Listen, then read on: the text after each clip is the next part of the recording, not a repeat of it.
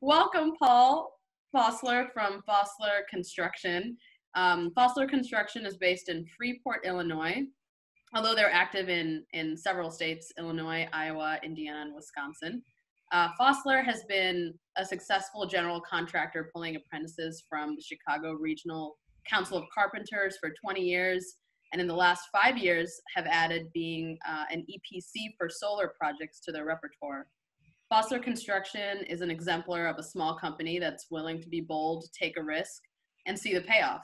And Paul Fosler is the Senior Vice President of the company and is here with us today to walk us through his career path to where he started, where he is now. And thank you so much for joining us, and excited to hear what you have to say.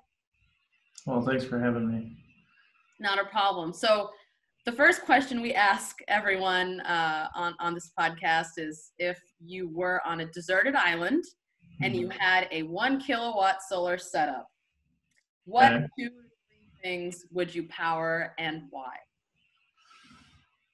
Well, obviously entertainment would have value, but I get into watching some of the survival shows, and with this whole COVID thing, I think maybe now perspectives change. So I think essential. I need fresh water, so I would say some kind of water filtration system would be great. And then just to survive, I'm definitely going to need a radio so I can get the Cubs games, because you can't be on the beach and not have the Chicago Cubs. So especially in light of COVID, sports. Yeah, Apparently, I would love some baseball open right up now. The economy. I agree. Some baseball would help a ton. So Fantastic. I'm going to say those two things. Sports and water. I love sports and water. Yeah, I could get by. The American way. Good. So that's fantastic. So I wanted to first ask, what does the role of Senior Vice President mean, and sort of what do you get up to every day, and sort of walk through a day in the life of SVP Paul Fosler? What does it mean, first part? I think that it really just means you wear multiple hats. I spend a lot of time building relationships with our team, with people that work for us, subcontractors that work with us, companies that we work for, a lot of give and take, a lot of relationship development. And no matter how long you've worked with a company, every relationship takes some time and effort to keep it healthy. So I would say that's a big part of what I do. And what does a day look like? Typically I have morning meetings with my senior staff, project managers, finance team. We usually talk for about a half an hour just to cover what's happening, what's maybe changed from the day before. I usually do a call with our construction managers to talk through personnel, who's working on projects, where the projects are at. We also talk then about development, people that are ready to step up and take an expanded role, because as everybody knows, renewable energy, you're never quite staffed up. And so we've had so much growth over the last 5 years that people who have started with us have progressed at like an amazing pace. And so it's exciting, but it also, you're kind of getting tugged in so many directions, like developing people, developing programs, building systems in place to maintain quality and control of the overall product. And so being able to trust a lot of people, from a small company where you get your hand on everything, to allowing people the freedom and opportunity to make big decisions and build teams is, I think it can stretch you as a leader, I guess, would say. That kind of brings an answer to it. No, that's fantastic. And in the spirit of the old ball game, I might throw you a curveball and ask you to later on ask you to sort of talk about a person. You don't have to say their name or anything, but talk about a person that you've recently hired that you feel like embodies that sort of growth mindset and the ability to move up the ranks, and is an exemplar of that. Love to hear those stories, but we'll get to that later if you want to ruminate on that for a little bit. But what made Fosler sort of pivot to solar in any capacity? What sort of caught and hooked your attention? I think really just the amount of manpower or workforce, I guess I should say, the job creation. And the first person ever talked to me about solar, they just kept talking to me over and over again about how many people it takes. And so we don't have a ton of opportunity. I mean, we're kind of north central Illinois, and the job creation here is at a relatively low pace the last, call it, since 2006. So more companies have moved out than have moved in. So to be able to offer people a career in an industry that has a lot of growth is exciting. And by giving them careers in the union, we're also creating a career path for them that offers, benefits and health insurance and retirement. So it's not just a quick job and a temporary in and out. We have a very high retainage rating, and so we're still hiring like crazy. Always hiring, always have ads running, always talking to the next level workforce to try and create more interest. And so I think that was the biggest thing for us. It's definitely been the driver.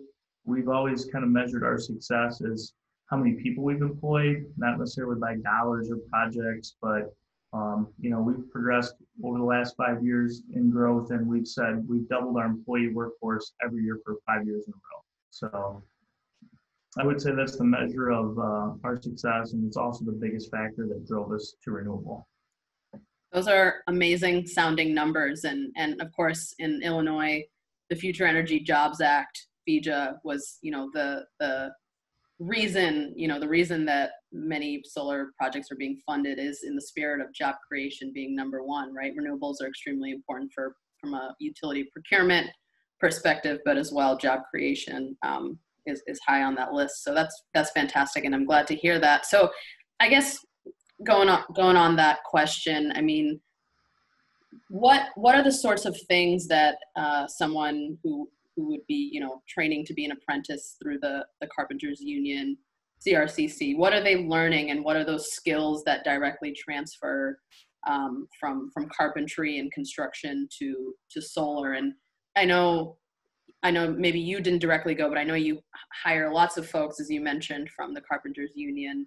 And if you could speak a little bit to like specific skills and trainings and certificates that are directly transferable, that would be fantastic. Yeah. So actually, my first real taste of solar was I heard about solar coming to Illinois from FEJA, and because of that, I heard how the success would at least have some sustainable years of an industry. And so I reached out to the Carpenters Union and said, is this a carpenters thing? Is there training? And so they actually sent me and two other guys to the Carpenters International Training Center in Vegas, where they offer training. So we did a full week there. And so that was my first education in solar. And, they basically taught me pretty much everything I needed to know. We went through building a system, designing a system. We even talked about the efficiencies of systems. We touched on things like azimuth and all the components it might take to design a system, all the way up to building large scale ones. And they had ground mounts and roof mounts. And so we were able to do all that hands-on. So they offer these same kind of programs regionally. And so anybody who wants to get into solar, they can plug them into a 40-hour hands-on solar training before they ever even have to step foot on the field. And I think that has two real benefits. One, we can ensure that we have a competent workforce to meet the market, as opposed to just saying we're just going to hire people right off the street and just put them in a situation where they can personally fail. And I think that's the biggest second point, I guess, is it allows individuals the opportunity for success. And sometimes we get stuck focused on, how can we best get companies in a position to make more money? But if individuals don't have training and an understanding of this, what they're getting into, regardless of work ethic, they can spend their whole time working their butt off and really get nowhere. And so I think by plugging them in early, getting them into a training program, ensures that they are competent and have an understanding of the situation that they're walking into.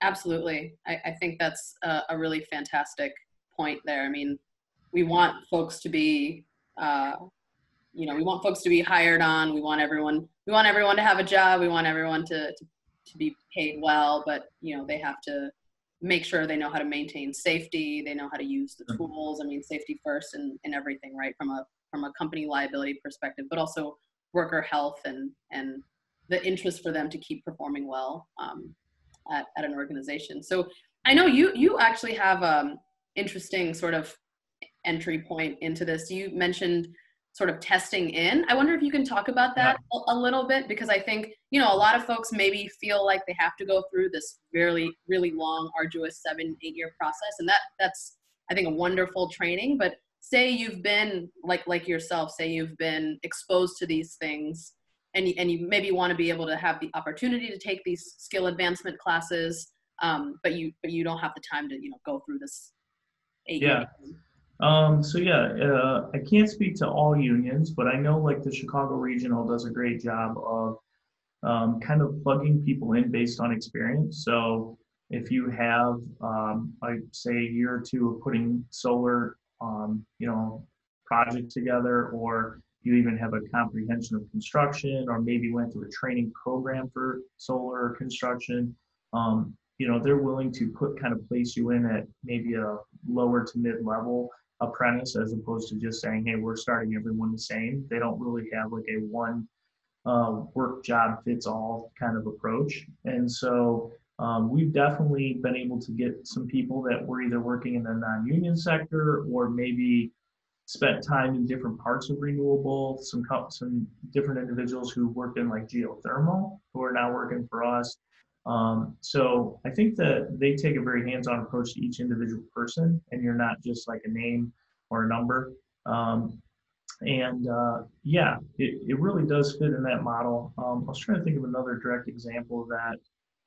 And it's escaped my memory. Apologies. Might come to me later.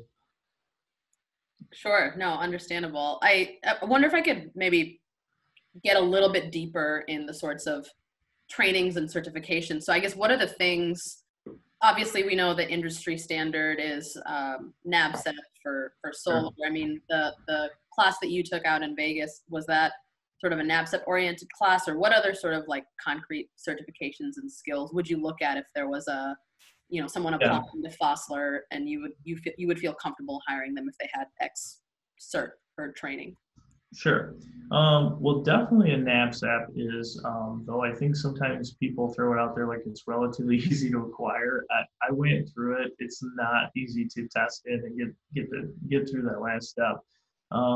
The material, I would say, is not incredibly hard, but the testing portion definitely is difficult. I think any hands-on training in solar qualifies as hands-on. And, I was a kid that grew up in the industry. I think maybe to kind of even touch on your last question, you asked what was my path.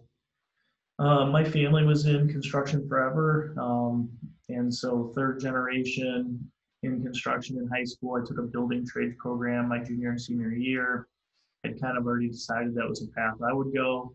And so worked in building homes and then like apartment buildings for a couple of years before we became union. And just based on that hands-on knowledge and real life experience, I was able to test in as a journeyman. Sorry, to circle back, apologies, hoping you can edit. And refresh your question for me. I'm sorry, lost my. No worries. I really enjoyed the sort of side story. I mean, I'm also really interested in sort of promoting the you don't have to go through a 4-year liberal arts degree in order to be a participant in the renewable energy economy, especially because it's not accessible to the sort of disadvantaged communities that historically we want to see flourish in the trade. So that is a really great point. But I think my question was, what are the sort of trainings and certificates sort of concretely that an applicant, came to you and said, I want to be a part of your team? What would you? Well, for one, I think the willingness to just learn is the biggest step. I don't know that we have a specific criteria that has to be met. We're willing to almost give anybody that's eager and hungry for an opportunity and a chance to prove themselves.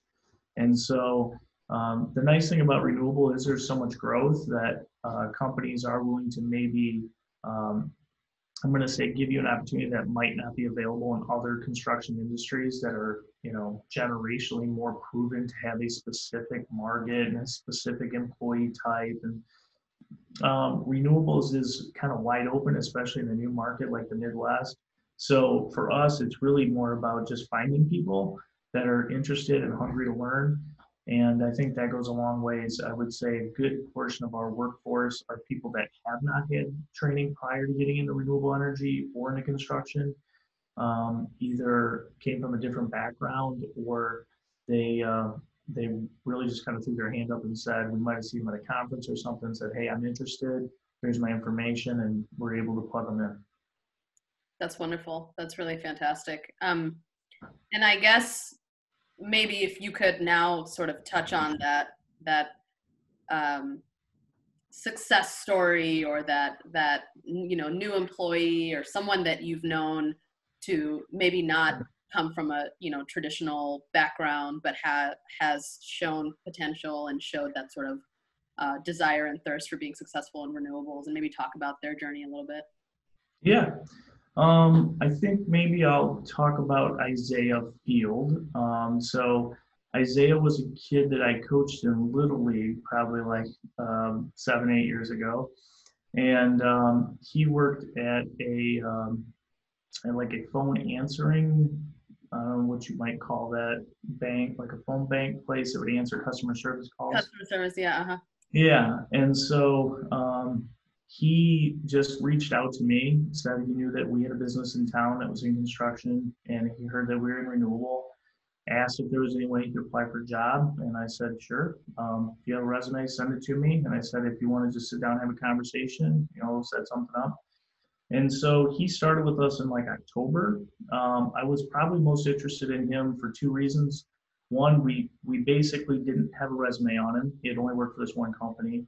But we asked him to come in for an interview, and we made it difficult and said we'd like to do it at 6:30 in the morning. We figured at 19 years old, he's either going to show up or he's not. And so he showed up about 6:40, which we still thought was pretty good. And everybody was impressed with his interview skills. He was a good communicator. A lot of time on the telephone, qualified him to be effective at like diffusing situations. He felt comfortable with people talking over him or trying to talk into the conversation. He could find his way back into the flow. So we waited about a week. He followed up with us and said, hey, I haven't heard anything, just checking back. We kind of did a little deliberately just to see, how on top of it is he going to be when it comes to taking care of customers. And so again, we asked him to come in at 6:30, and this time he came in about 6:35, which was still pretty good. But Zay's been great. So we just hired him as an intern. We told him it was 90 days. We were going to try him out and see if we had a permanent position. We ultimately hired him like 4 months ago with a permanent position as an assistant project manager. He's demonstrated some real leadership. He's actually gone and spoke for us once or twice as a company to kind of project what Fosler Construction's about. I would say he's probably the guy to go to if you want to get communication out to a subcontractor or get some questions answered from an architect or an engineer. And for a guy who knew absolutely nothing about renewable energy, he's right at the top of the ticket in our office, and a very effective communicator, great on the telephone.